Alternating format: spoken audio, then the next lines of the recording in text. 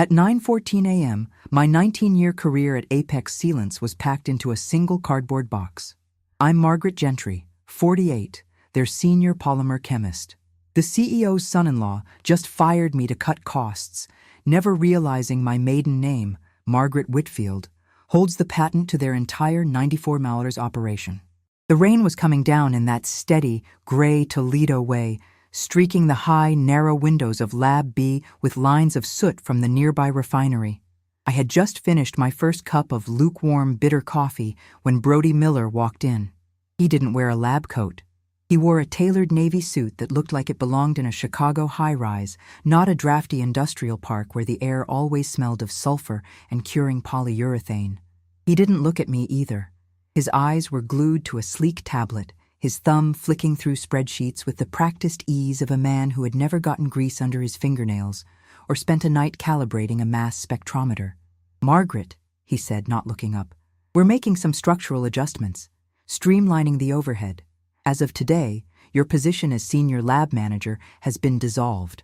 I stood there by the fume hood, a glass beaker of raw polymer in my hand. The hood hummed its low, vibrating song, a sound that had been the background track of my life for nearly 2 decades. I had spent my youth in this room.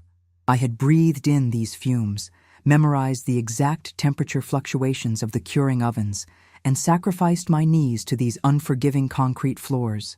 I knew every crack in the linoleum, every sputter of the old water heater in the corner, and the exact weight of every tool we used to keep this place running. "Dissolved," I repeated. I didn't raise my voice. I didn't let my hand shake as I set the beaker down on the black epoxy countertop. "It's nothing personal," Brody said, finally looking up. He gave me a thin, superficial smile, the kind of smile a salesman gives you when he knows he's selling you a lemon. "The board has approved a consulting firm from Detroit to manage our quality assurance remotely. We need to leverage our global assets to remain competitive. You can collect your personal belongings.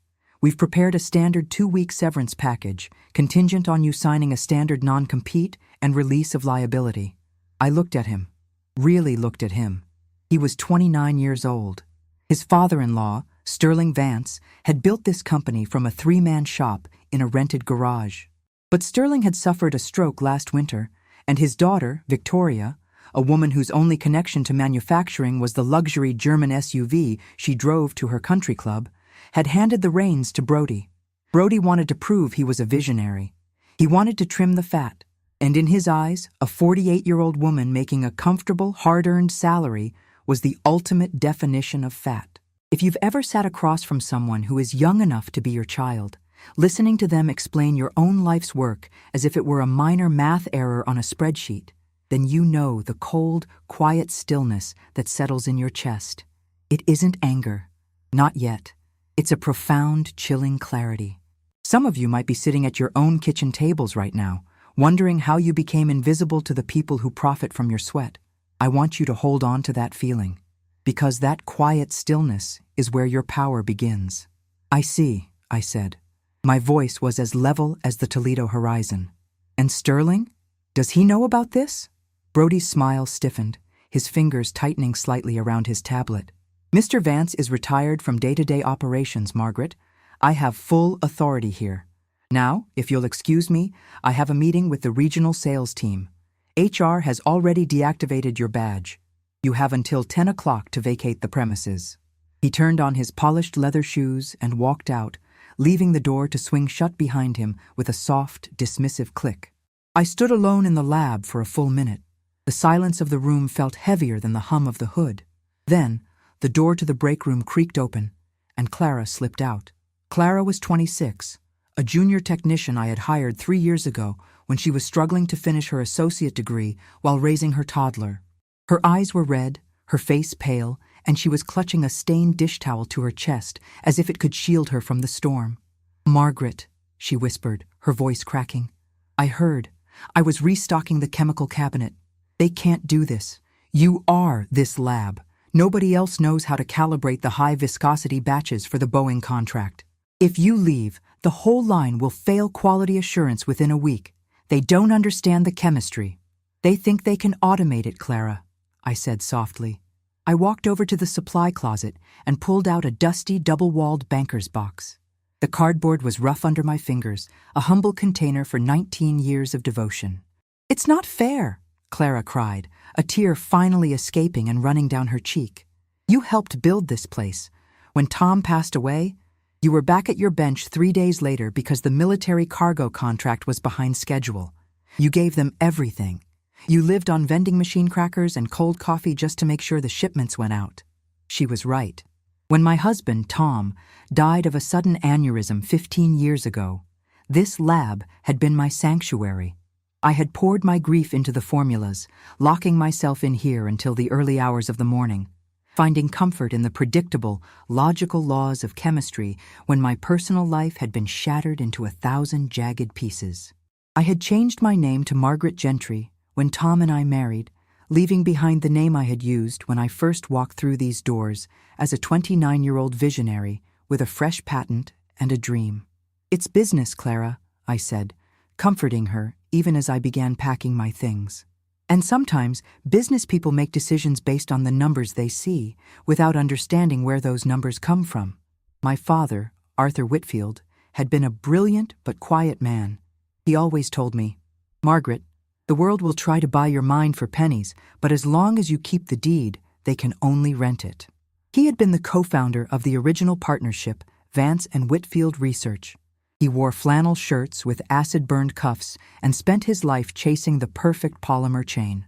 When he passed, he left me his research, his portion of the company, and most importantly, the patent for the moisture-cured elastomeric siline compound, the very compound that made our aerospace sealants leak-proof under extreme atmospheric pressure.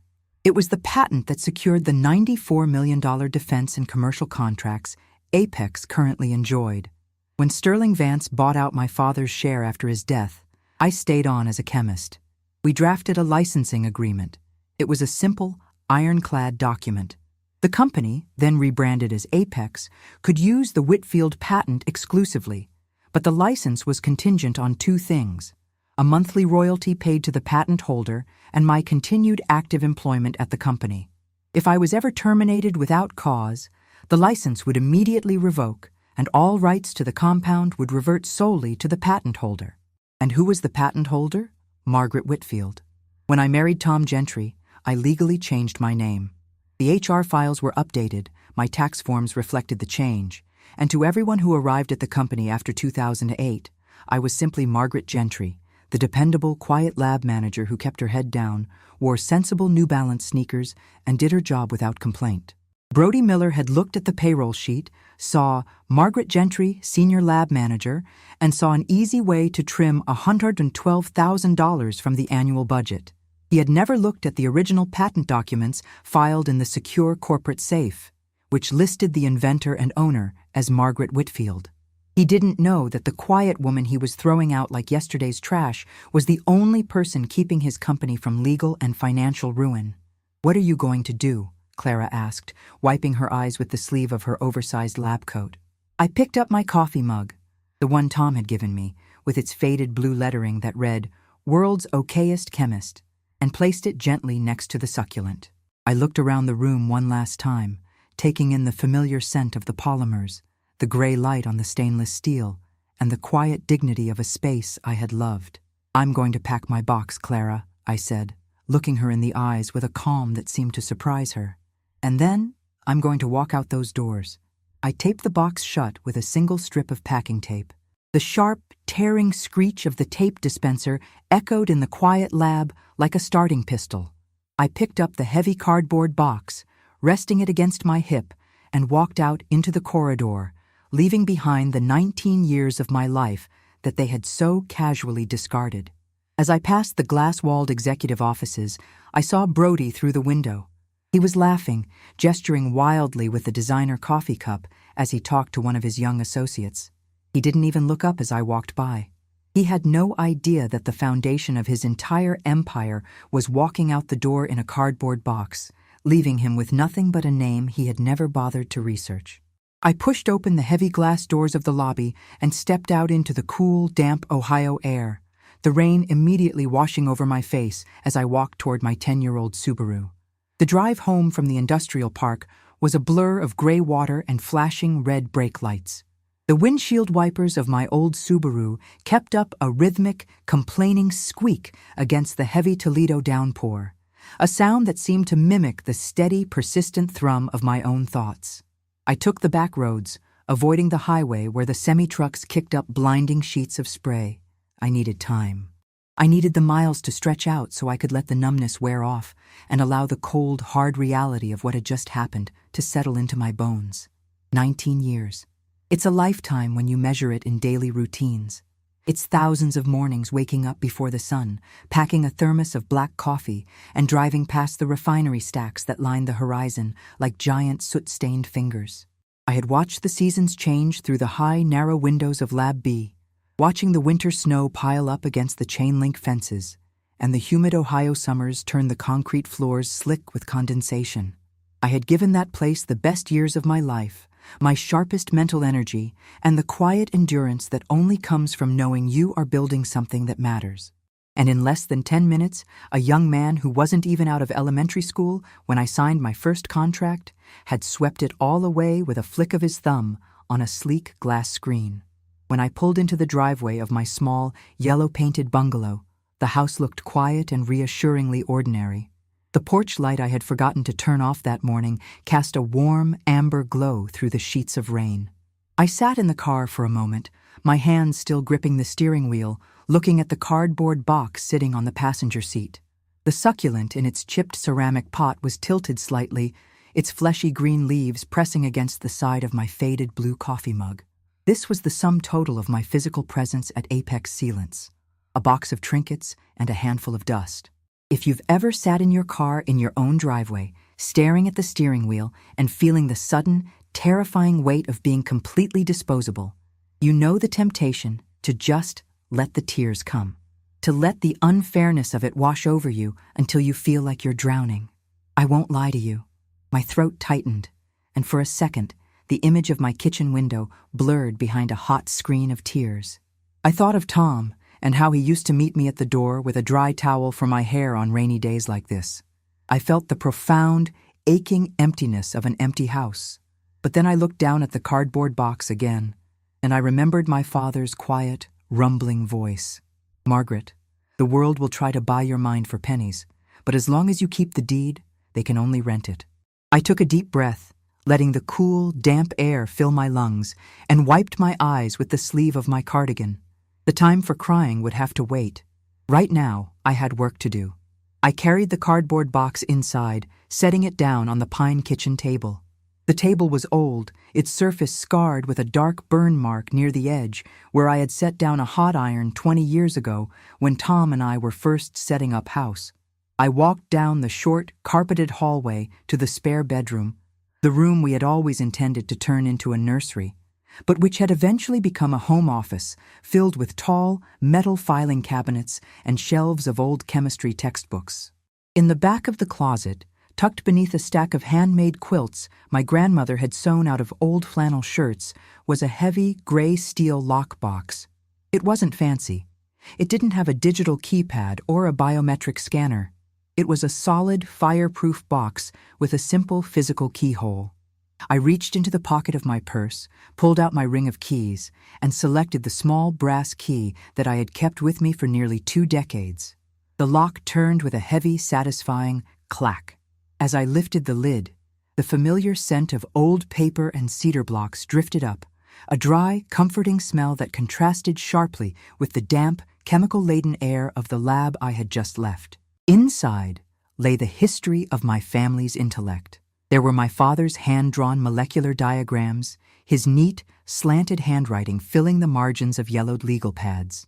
There were the original articles of partnership for Vance and Whitfield Research, dated 1984, back when Sterling Vance was a hungry young salesman, and my father was the brilliant, quiet mind working out of a drafty garage. But I wasn't looking for nostalgia today. I reached past the old photographs and pulled out a thick blue paper folder bound with heavy brass brads. On the cover, embossed in simple faded black lettering, were the words, "Exclusive Licensing Agreement, U.S. Patent NUS 6842-109, Moisture-Cured Elastomeric Silane Compound." I carried the folder back to the kitchen, turning on the overhead light. I sat down at the pine table, poured myself a glass of water, and began to read. I already knew what the document said. I had memorized its key clauses years ago, but in moments like this, you don't rely on memory. You rely on the cold black ink on the page. My father had passed away in 2005, just as the patent was being finalized. He had known he was dying, and he had spent his final weeks sitting at this very kitchen table with our old family attorney, Howard Campbell, ensuring that his life's work would protect me long after he was gone. I flipped to Section 9, Termination of License. My eyes traced the lines of precise, dry legal language, my finger sliding down the page until I found Clause C. The license granted herein to Vance and Whitfield Research, hereinafter the company, now operating as Apex Sealants, is strictly contingent upon the active, continuous employment of Margaret Whitfield, Gentry, within the Research and Development Division of the company. In the event that Margaret Whitfield, Gentry, is terminated from her employment for any reason other than documented gross misconduct, or in the event of her voluntary retirement, this license shall terminate immediately and automatically. Upon such termination, all rights to manufacture, distribute, sell, or utilize the compound known as moisture-cured elastomeric silane, patent no. 6242,109 shall revert solely and exclusively to the patent holder. There it was. It was written in plain, unyielding English. I leaned back in my chair, looking out the kitchen window at the rain lashing against the lilac bushes in the backyard. Brody Miller had wanted to save $112,000 a year by outsourcing my job to a remote consulting firm in Detroit. He had looked at a spreadsheet and seen a line item that could be erased with a simple stroke of a pen. But he had never looked at the foundation of his own house. He didn't know that the aerospace sealants they sold to Boeing, the high-pressure marine gaskets they shipped to the Navy, and the specialty adhesives that generated $94 million in annual revenue all relied on a chemical formula that they no longer had the right to use. As of 9:14 a.m. this morning, when Brody handed me my termination notice, Apex Sealants was operating in flagrant violation of federal patent law. Every batch of sealant they mixed, every shipment they loaded onto the trucks, and every invoice they sent out was now an act of patent infringement. I picked up my phone and dialed a number I hadn't called in years. Campbell and Associates, a warm, older woman's voice answered on the second ring. "Hello, Martha," I said, my voice steady and calm. "It's Margaret Gentry. Is Howard in?" "Margaret? Oh, sweetheart, it's been so long," Martha said, her tone immediately shifting from professional to maternal. "How are you? How are things at the plant?" "They're changing, Martha," I said softly. "And I need to speak with Howard. It's about my father's agreement." A few minutes later, Howard's dry, gravelly voice came through the line. Howard was 81 now, officially retired from active litigation, but he still kept his office open 3 days a week to handle the affairs of his oldest clients. He had been my father's closest friend, the kind of man who still wore 3-piece wool suits and drove a pristine 1990 Buick LeSabre. "Margaret, my dear," Howard said, and I could hear the familiar creak of his leather office chair. "What's happened?" I explained the situation to him. I told him about Sterling's stroke, about his daughter Victoria turning the management over to her husband Brody, and about the meeting at 9:14 a.m. I told him about the cardboard box sitting on my kitchen table. For a long moment, there was nothing but silence on the other end of the line. I could hear the faint sound of his grandfather clock chiming in the background of his office. "He fired you?" Howard finally said, his voice dropping an octave, filled with a quiet, dangerous anger. "The boy wonder fired Arthur Whitfield's daughter to save a few pennies on the payroll?" "He did, Howard. He called it streamlining the overhead." I heard Howard chuckle, a dry, rustling sound like dead leaves blowing across a driveway. Oh, the arrogance of these young MBA types. They think the world began the day they got their degrees, and that nothing exists unless it's on a computer screen. "Margaret, did he ask you to sign anything?" "He offered a 2-week severance package contingent on me signing a standard non-compete and a release of liability," I replied. "I told him I'd have to review it first. It's still in my bag." "Good. Don't touch it." "Don't sign a single scrap of paper they send you," Howard said, his voice sharpening with professional focus. "Here's what we're going to do. I still have the original executed copy of the 2005 licensing agreement in my vault. I'm going to draft a formal notice of license revocation and a cease and desist demand. We will cite the exact date and time of your termination, 9:14 a.m. today, as the official moment of license expiration. How long do they have to comply? I asked. The agreement gives them exactly 10 business days from receipt of notice to cease all manufacturing and sale of any products utilizing the patent or to negotiate a new agreement under terms of your choosing, Howard explained. If they continue to manufacture after that 10-day window, they are subject to triple damages for willful infringement. And trust me, Margaret, with the federal contracts they hold, a willful infringement suit will bring the Department of Defense auditors down on their heads so fast it'll make that boy's head spin. I looked down at the blue folder on my table. I felt a strange mixture of grief and satisfaction. I didn't want to ruin the company my father had helped build. I didn't want to see the factory workers, many of whom I had known for 15 years, lose their livelihoods because of one man's foolishness. But I also knew that respect isn't something you can beg for. Sometimes the only way to make people see you is to turn off the lights. Draft the notice, Howard, I said, my voice quiet but firm. Send it via certified mail directly to Brody Miller, with a copy to Victoria and the board of directors. Let's see how much they save on their overhead now. I'll have it ready for your signature by tomorrow morning, Margaret, Howard said, his tone softening back into that of an old family friend. Your father would be very proud of you today. You've been patient, but you've never been weak. After I hung up, I sat in the quiet kitchen for a long time. The rain was finally starting to let up, leaving the sky a pale, watery yellow as the sun began to set behind the clouds. I stood up, walked to the stove, and turned on the burner under the tea kettle. The low, rising hiss of the water heating up was the only sound in the house. It was a humble sound, a simple, everyday noise that reminded me that life goes on, even when the world you thought you knew has been turned upside down. I had 19 years of work packed into a cardboard box on my table, but as I watched the steam begin to rise from the kettle, I knew that the box wasn't my grave. It was just a container. And the real power, the mind that had created the formulas and the quiet strength that had kept the line running all those years, was still standing right here in this kitchen. The next morning, the rain had settled into a cold, persistent mist that hung low over the Maumee River. I drove down to Summit Street, parking my old Subaru in front of a red brick building that had survived the decline of Toledo's shipping boom.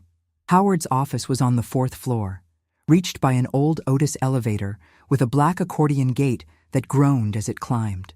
The office smelled of beeswax, old calfskin law books, and the faint, sweet scent of the peppermint discs Howard kept in a crystal dish on his desk. There were no glass partitions here, no sleek tablets, or young men in tailored suits talking about leveraging global assets.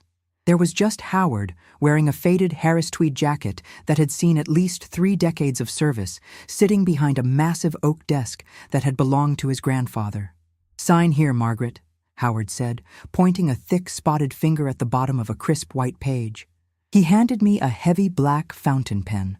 The metal was cool in my hand, and the nib was worn down to a perfect angle from years of his neat, cursive script. And then again, on the duplicate. "We're sending this via registered courier to the Apex corporate headquarters and a second copy directly to Brody Miller's home address. I want to make sure there is absolutely no room for him to claim he didn't receive it." I looked down at the document. The black ink of my signature, Margaret Whitfield Gentry, looked stark against the white paper. For 19 years I had tucked the Whitfield away, using it only on my tax returns and my annual property tax assessments.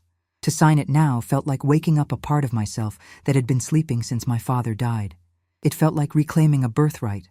"The courier will deliver it by 2 o'clock this afternoon," Howard said, leaning back in his leather chair, which let out a familiar, deep creak. "The 10-day clock begins the moment his assistant signs the delivery receipt. Under the terms of the 2005 agreement, they have exactly 10 business days to cease all production of any compound utilizing the patented formula or to enter into a new licensing agreement with you." "And if they ignore it?" I asked, setting the pen down.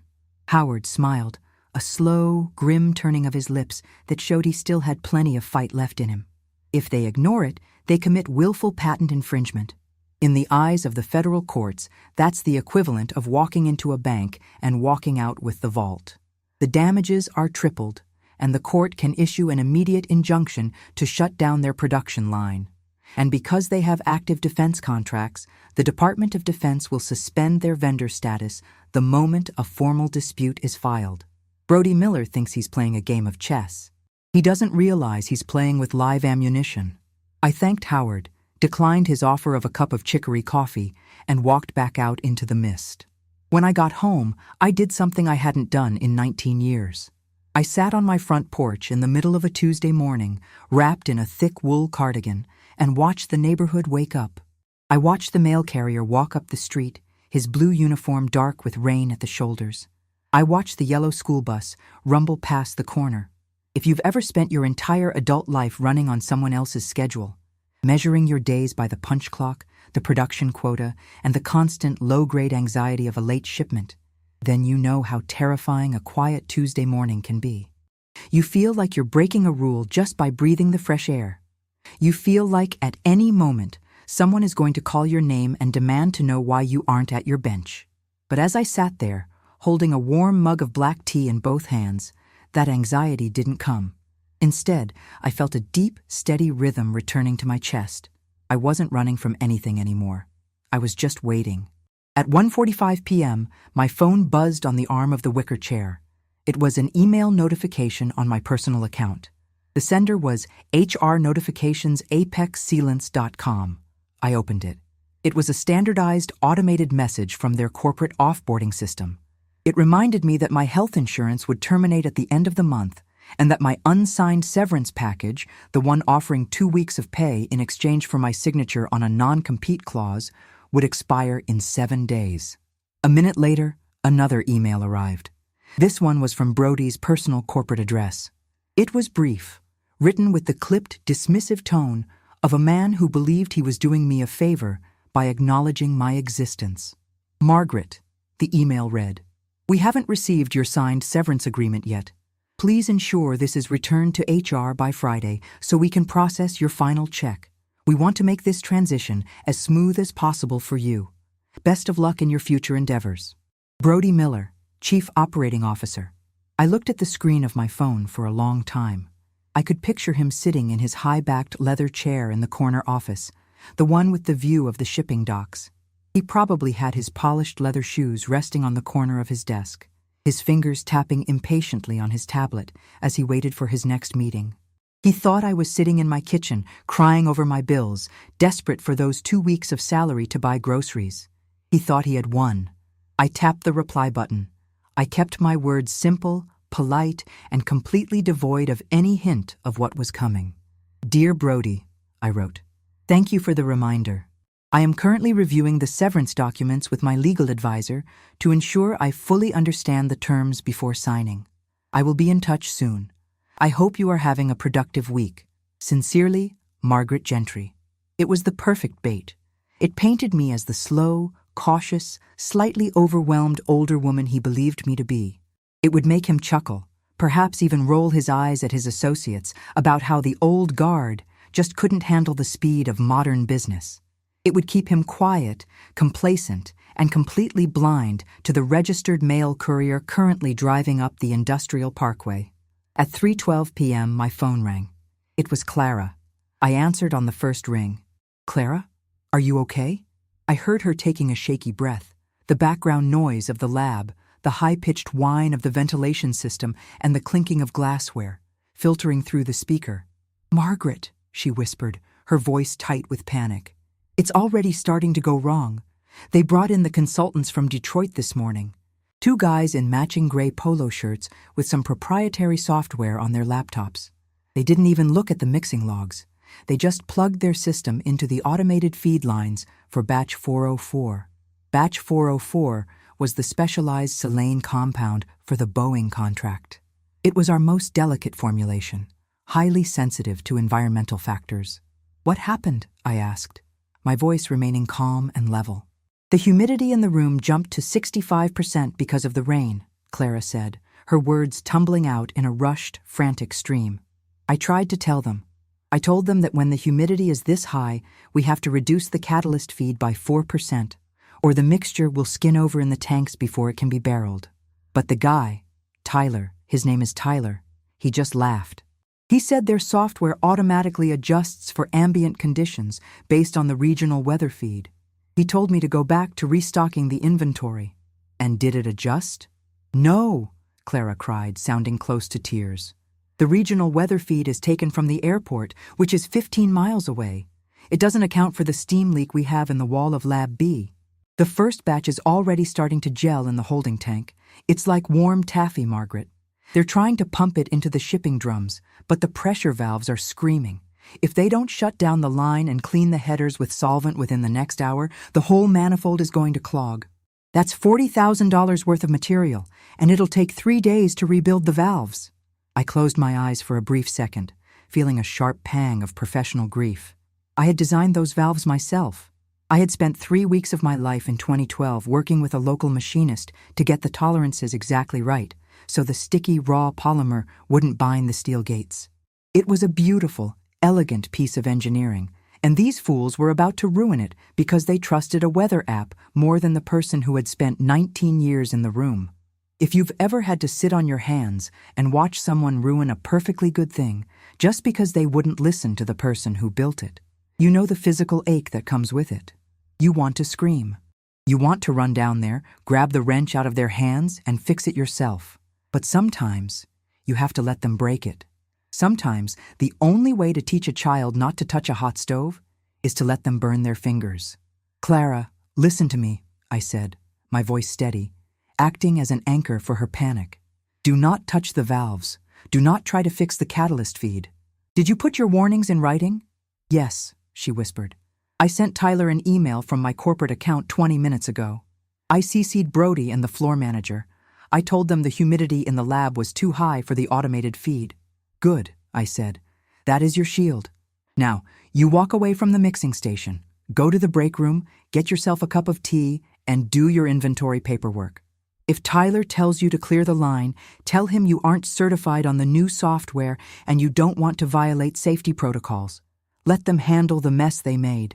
They're going to blame you, Margaret, she said softly. They're already saying the lab was run with outdated manual methods, and that's why the transition is rocky. Let them say whatever they want, Clara, I said, looking out at the gray mist settling over my small garden. By this time next week, those words are going to taste very bitter in their mouths. We hung up, and I stood in the quiet of my kitchen, the silence of the house settling around me like a heavy protective blanket. The trap was set. The courier had delivered the letter. The first batch of their $94 million contract was currently turning into a solid block of useless gray rubber in their tanks.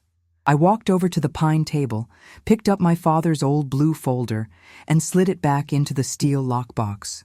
As the lock clicked shut, I knew the countdown had officially begun. The 9 days that followed the delivery of Howard's letter were the quietest of my life. And yet, if you listened closely, you could hear the distant, grinding gears of a multi-million-dollar machine stripping its teeth. Clara text-messaged me every evening after her shift, her words painted with a mixture of awe and sheer panic. The consultants from Detroit had tried to purge the clogged manifold in Lab B using a high-pressure acid wash, ignoring the safety protocols I'd established in 2011. The pressure had blown the seals on the primary mixing vat, spraying 40 gallons of semi-cured gray elastomeric compound across the cleanroom floor. The smell of scorched polyurethane and sulfur was so thick it had seeped through the HVAC system, forcing the executive suites on the 3rd floor to evacuate to the parking lot for 3 hours on Thursday afternoon. Meanwhile, Boeing's logistics manager had arrived from Chicago. He was scheduled for a routine quality assurance walkthrough, only to find Lab B locked down, the floor covered in industrial solvent, and the automated mixing lines dead. I didn't gloat. If you've ever poured your soul into a craft, you know there's no real joy in watching foolish men break what you built with your own hands. But there is a cold, clinical satisfaction in watching gravity do its work. They had thrown me out because they thought the value of Apex sealants was in the walls, the logo, and the young men with the tablets. They were about to learn that the value was in the mind of the woman who had spent 19 years keeping the product from turning into stone. On the morning of the 10th business day, my phone rang at exactly 8:03 a.m. The caller ID showed the main office line for Apex Sealants. I let it ring 3 times before I picked it up. "Margaret Gentry," I said, my voice as calm and steady as a flat lake. "Margaret, thank goodness," a voice gasped. It was Chloe, Brody's young administrative assistant. She sounded like she had been running up flights of stairs. Her voice was trembling, the professional veneer completely shattered. "Mr. Miller needs you to come to the executive conference room immediately. There's an emergency meeting. Victoria Vance is here and the legal team. They need you here by 9. "I see," I said, looking at the steam rising from my morning tea. "Did Brody ask you to call me, Chloe?" "Yes. He's very anxious, Margaret. Please say you'll come." "Tell him I will be there at 9:30, I said. "And please ensure Howard Campbell is cleared at the security gate. He will be accompanying me." I hung up before she could reply. I felt a sudden, sharp flutter in my chest, not of fear, but of the immense, heavy responsibility of what I was about to do. I was 48 years old. I had lived a quiet life, a life of modest routines and steady devotion. I had never been a woman who looked for a fight. But if you've ever been pushed to the very edge of your own dignity, you know that there comes a moment where walking away isn't enough. You have to stand your ground, not just for yourself, but for every person who ever sat at a kitchen table, wondering if their sweat and sacrifice meant anything at all to the people at the top. I dressed with deliberate care. I didn't wear a designer suit or expensive jewelry. I wore my favorite gray wool slacks, a sensible navy blue silk blouse, and my reliable, comfortable flat shoes. I brushed my hair back into its usual neat, low bun, and I didn't wear any makeup other than a touch of pale lipstick. I wanted them to see exactly who I was, the same quiet, dependable woman they had dismissed without a second thought. Howard was waiting for me in the lobby of the Apex building. He looked like an old-world sentinel, standing beside the glass reception desk in a dark charcoal wool coat, his worn leather briefcase clutched in his thick, liver-spotted hand. "Are you ready, Margaret?" he asked, his blue eyes twinkling behind his thick glasses. "I've been ready for 19 years, Howard," I replied softly. The elevator ride to the 3rd floor was silent. When the doors slid open, the contrast was immediately apparent. The air smelled faintly of burnt rubber and strong citrus solvent, a desperate attempt to mask the industrial disaster occurring in the basement. Chloe was waiting for us at the glass double doors of the executive suite. Her face was pale, and she didn't say a word as she ushered us down the carpeted hallway toward the boardroom. When we entered, the atmosphere was suffocatingly tense.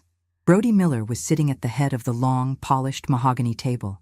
His tie was loosened, his hair, usually styled with expensive pomade, looked disheveled, as if he had spent the night running his fingers through it. Sitting next to him was Victoria Vance, Sterling's daughter. She was wearing a cream-colored designer knit top and heavy gold bracelets that clinked against the table as she shifted nervously. Across from them sat Richard Vance, the company's corporate attorney, a sharp-featured man in his late 50s who looked like he had been awake since dawn. "Margaret," Brody said, his voice tight, attempting to project an authority he no longer possessed.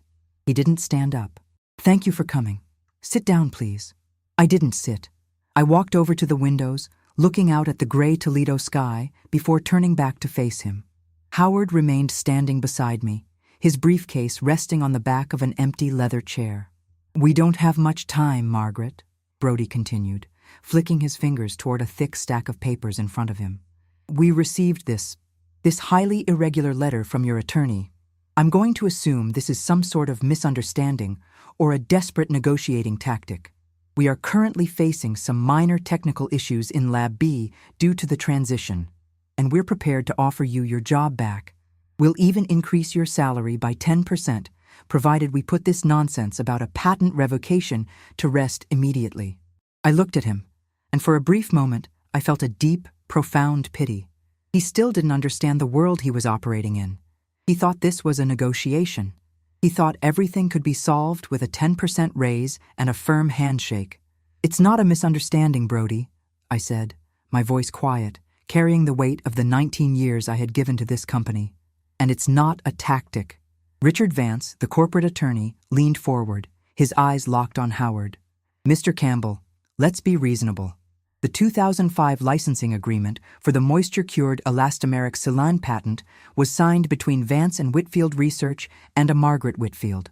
Our records show that the patent holder is Margaret Whitfield. Our former employee, whom we terminated for administrative reasons, is Margaret Gentry. You cannot simply claim that Mrs. Gentry has the right to revoke a corporate license that belongs to another individual. This is a clear case of tortious interference, and if you persist, we will file a federal lawsuit against you and your client for damages. Howard didn't flinch. He slowly unbuckled the brass latches of his old leather briefcase. The dual clack-clack of the metal echoed in the silent room like a pair of small gunshots. He pulled out a thin, transparent plastic sleeve containing a set of certified documents. "Mr. Vance," Howard said, his gravelly voice filled with a calm, unshakable authority. "I suggest you look at these before you throw around terms like tortious interference. These are certified copies of the marriage certificate of Thomas Gentry and Margaret Whitfield, dated September 14, 2008, along with the official Social Security name change petition and the updated patent registry filing from the United States Patent and Trademark Office." He slid the documents across the polished mahogany table. They slid smoothly, stopping directly in front of Victoria. Victoria picked them up, her eyes scanning the pages. I watched the color drain from her face, her manicured fingers trembling slightly as the gold bracelets on her wrist let out a frantic metallic rattle. "Brody," she whispered, her voice barely audible. She looked up at her husband, her eyes wide with a sudden paralyzing realization. "Brody, her maiden name. It's Whitfield. She's Arthur's daughter." Brody frowned, grabbing the papers from her hand. "What? What are you talking about? Arthur Whitfield died years ago. This is Margaret Gentry. She's the lab manager." "She is Margaret Whitfield Gentry, Brody," Howard said, leaning forward, resting his heavy hands on the table. "She is the sole heir to Arthur Whitfield's estate, the sole owner of patent number 6842109, and the individual designated in Section 9, Clause C of the 2005 licensing agreement. When you terminated her employment at 9:14 a.m. on October 12th, you triggered the immediate automatic revocation of the license that allows Apex Sealants to manufacture, sell, or distribute any product containing the moisture-cured elastomeric silane compound. The room fell into an absolute, suffocating silence. If you've ever watched a man realize that the ground he thought was solid rock is actually a thin sheet of ice, you know the exact expression that came over Brody's face. His mouth opened slightly, his eyes darting from the documents to me, then to his corporate attorney, looking for a lifeline that wasn't there. That's impossible," Brody stammered, his voice losing its edge, cracking slightly under the strain. "We've been using that formula for nearly 20 years. It's our primary product. It's 90% of our aerospace revenue. You can't just take it away because of a name change." "We didn't take it away, Brody," I said, looking him dead in the eye. "You threw it away. You wanted to streamline your overhead. You wanted to remove the fat from the payroll. You looked at a spreadsheet and saw a 48-year-old woman making a comfortable salary, and you thought she was disposable. You never bothered to ask who I was. You never bothered to look at the foundation of the company you were handed." "Margaret, please," Victoria pleaded, her voice suddenly soft, desperate. She leaned across the table, her eyes searching mine. "We've known each other for years. My father, Sterling. He respected your father so much. They built this place together. You can't do this to Apex. We have contracts. If we can't ship the Boeing order by the end of the month, they will terminate our vendor status. We'll lose the entire account. We'll go under, Margaret." I looked at Victoria. I remembered her as a young girl, running through the offices when her father first bought out my father's share. I remembered how Sterling had promised my father on his deathbed that his family would always be taken care of. And then I thought of how Victoria had stood by, driving her luxury SUV, while her husband swept away my 19 years of service in 10 minutes to make his quarterly spreadsheets look pretty. "Your father did respect my father, Victoria," I said, my voice dropping to a whisper that filled the entire room. "But you and your husband didn't. You thought my loyalty was a weakness. You thought my silence was compliance. You thought you could treat me like a piece of old machinery that you could replace with a cheaper model from Detroit. Richard Vance cleared his throat, his face grim as he looked at the documents. He leaned over to Brody, whispering in a tone that was entirely audible to everyone in the room. Brody, if this is valid, and it appears to be, we are in deep trouble. The licensing agreement is ironclad. If we continue to manufacture without the license, we are committing willful infringement. We could be facing triple damages. The defense contracts have strict compliance clauses. If they find out we're in a patent dispute with the owner of the core compound, they will suspend our payments immediately. Brody looked like he was going to be physically sick. The sweat was visible on his forehead now, his tailored navy blue suit suddenly looking too big for him, like a child wearing his father's clothes. "What do you want, Margaret?" he asked, his voice hollow, his arrogance completely evaporated. "What is it going to take to fix this?" I looked at Howard, who gave me a slow, encouraging nod. The room was ours. The power had shifted, not because of a loud, angry shout, but because of the quiet, unyielding truth of the black ink on the page. I took a deep breath, ready to deliver the terms that would redefine the rest of my life. I looked at the three of them sitting across from me, and for the first time in 19 years, I didn't feel like an employee waiting for instructions. I felt like the only adult in a room full of children who had played with matches and were suddenly terrified of the smoke. "Here are my terms," I said, my voice quiet, dropping into the absolute stillness of the boardroom. "And they are not open to negotiation." Brody opened his mouth to speak, his face flushed a dark, angry red, but Richard Vance laid a firm hand on his brother-in-law's forearm. The older attorney gave a slow, barely perceptible shake of his head. He knew. He had read the original papers, and he knew that if I walked out of this room today without an agreement, Apex Sealants would be little more than an empty shell by the end of the quarter. "First," I said, looking directly at Brody, "you will step down as Chief Operating Officer.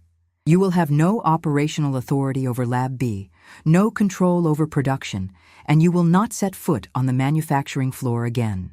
Victoria, if you wish to keep him on the payroll to save face, you can give him an office in marketing or public relations, but his hands do not touch the chemistry, and his name does not go on the operational reports."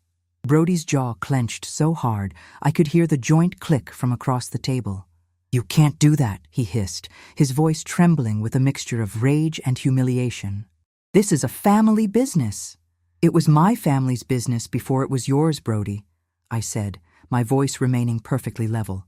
"And right now, your presence is a liability this company cannot afford." "And the second term, Margaret?" Richard Vance asked, his voice weary but professional. "Second, Clara Jenkins is promoted to Director of Quality Assurance for the Polymer Division," I continued. "Her salary will be increased to $95,000 a year, effective today, and she will report directly to the board, not to any middle management. She has the mind for this work, and she has the integrity this company has sorely lacked lately." I took a deep breath, feeling the cold weight of the room, but also the strange, light sensation of freedom. "Third, the licensing agreement for patent number 6842-109 will be reinstated under a new addendum. The royalty rate will be adjusted from a flat monthly fee to 4% of gross sales for any product utilizing the moisture-cured elastomeric silane compound, payable to me on the 1st of every month. Howard has already drafted the language. If a payment is more than 5 days late, the license revokes automatically without need for a cure period." Victoria let out a small, ragged breath. 4% of gross sales on a $94 million operation was a massive sum, far more than I had ever earned as a salary. It was the kind of money that would ensure I never had to worry about a utility bill, a roof repair, or a doctor's visit for the rest of my life. It was the kind of money my father had deserved to make, but had been too gentle to demand. "And what about you, Margaret?" Victoria asked, her voice small and tight. "Are you coming back?" I looked down at my hands, the small, faint scar on my left thumb from a glass pipette that had shattered in 2011, the dry skin from years of wearing nitrile gloves. "No," I said softly. "I am not coming back as your employee. You made it very clear what 19 years of my devotion was worth to you. I will not sign a contract that allows you to treat me as disposable ever again. However, I will act as an independent consultant for the next 90 days. My rate will be $350 an hour, with a 20-hour weekly minimum. I will supervise Clara's transition. I will help her recalibrate the automated feed lines for the Boeing contract, and I will ensure the manifold is rebuilt correctly. But when those 90 days are up, I am done. I paused, looking at the window where the Toledo rain was finally beginning to clear, leaving a pale, clean light on the glass. You have until 5 o'clock this afternoon to sign the addendum and the consulting contract, I said. If they are not signed, Howard will file the formal patent dispute with the federal court in Detroit tomorrow morning at 9. I didn't wait for them to answer. I turned, picked up my purse, and walked out of the boardroom. Howard followed me, his heavy leather briefcase swinging by his side, his polished shoes clicking against the linoleum with a steady, triumphant rhythm. As the elevator doors slid shut, I closed my eyes and let out a long, shuddering breath. If you're sitting at your own kitchen table right now, reading this and waiting for me to tell you that I felt a wild, screaming rush of joy, I have to be honest with you. I didn't. What I felt was a deep, exhausting ache. I felt the 19 years of early mornings, the cold coffee, the grief of losing Tom, and the quiet loneliness of a life spent in service to a company that had forgotten my name the moment it became convenient. I felt the fear of being the villain in their corporate story, the woman who had brought a family business to its knees. But as the elevator reached the lobby and the fresh, cool air of the street hit my face, I also felt my father's hand on my shoulder.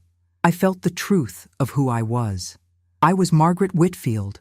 I was the daughter of the man who had built the foundation, and I had kept the deed.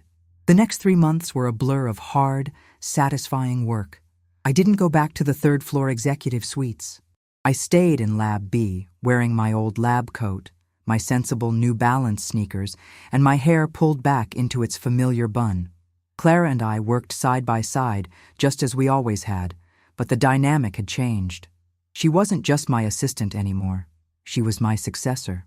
We spent hours at the black epoxy benches, the hum of the fume hood acting as the steady background track to our days. I showed her the tiny, unwritten details of the chemistry, the way the polymer changed color from a dull gray to a translucent silver when the moisture cure was perfect, the precise sound the pressure valves made when the manifold was starting to bind, and how to read the raw materials report with a skeptic's eye. Brody was gone. True to the agreement, he had been quietly moved to a small, windowless office in the logistics facility 3 miles down the road, where his title was Director of Regional Distribution. He had no authority, no staff, and no say in the product that kept the company alive. I passed him once in the parking lot during my 2nd month. He was walking quickly, his eyes glued to his phone, his tailored suit looking slightly rumpled in the humid Ohio air. He didn't look at me, and I didn't look at him. We were strangers who had briefly crossed paths at 9:14 a.m. on a rainy Tuesday, and that was all we would ever be. On my last day at Apex, the lab was quiet. The Boeing contract was back on schedule. The automated feed lines had been recalibrated to account for the local humidity, and the new manifold was running with a smooth, silent efficiency. Clara had set up a small folding table in the corner of the room, covered with a paper tablecloth and a plate of homemade lemon bars she knew I loved. The rest of the lab staff, the shift workers, the warehouse guys, the young technicians who had survived the streamlining, were there, holding paper cups of lukewarm cider. "We brought you something, Margaret," Clara said, her eyes bright with tears as she handed me a small wrapped package.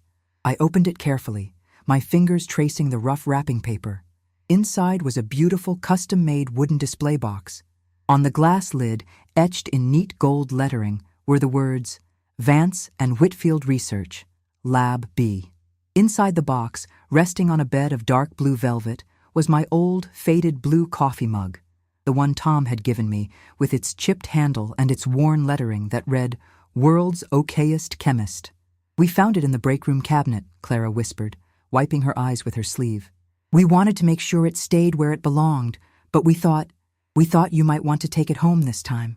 I held the box against my chest, feeling a warm, steady lump rise in my throat. "Thank you, Clara," I said, my voice cracking slightly. "It's perfect. A year has passed since that afternoon. The yellow bungalow on the corner is quiet today. The spring sun is warm on the porch, drying the last of the morning dew from the lilac bushes. I sit in my wicker chair, a fresh cup of tea in my hand, watching the neighborhood wake up. My bank account receives a direct deposit on the first of every month, a sum that still feels slightly unreal, a number with enough zeros to make me shake my head in disbelief every time I open the statement. I've used some of it to repair the roof, to paint the siding of the house a warm, buttery cream, and to establish a scholarship fund at the local community college in my father's name, specifically for young women pursuing degrees in chemical engineering. But the money isn't the victory. Last month, I received a handwritten letter in the mail. The envelope was cream-colored, with a simple return address from a rehabilitation center in Ann Arbor. It was from Sterling Vance. His stroke had left him with limited mobility on his right side, and his handwriting was shaky, the letters large and uneven, like a child learning to write for the first time. But the words were clear. Dear Margaret, the letter read. Victoria told me what happened. I am sorry I wasn't there to stop it. I am sorry I let them forget who built the house. Thank you for protecting the lab. Thank you for being Arthur's daughter. He was the best partner I ever had. I hope you are well. Sterling. I kept the letter. It sits in the gray steel lockbox in the spare bedroom, right next to the blue folder with the 2005 licensing agreement and the old photographs of my father working in his garage. It isn't a perfect reconciliation. Victoria and I don't exchange Christmas cards, and I doubt I will ever see the inside of the Apex executive suites again. But the door to our shared humanity is still slightly ajar, and that is enough. We live in a world that is obsessed with speed, with efficiency, and with the cold, unfeeling metrics of a spreadsheet. We are told that if we are quiet, we are weak, that if we do our jobs without shouting our own praises, we are disposable. But I want you to remember something as you sit at your own table today. Value isn't something that can be calculated by a young man with a tablet, and dignity isn't something that can be packed into a cardboard box at 9:14 a.m. Sometimes, the strongest thing you can do is simply hold your ground, trust the foundation you built, and wait for the rain to clear.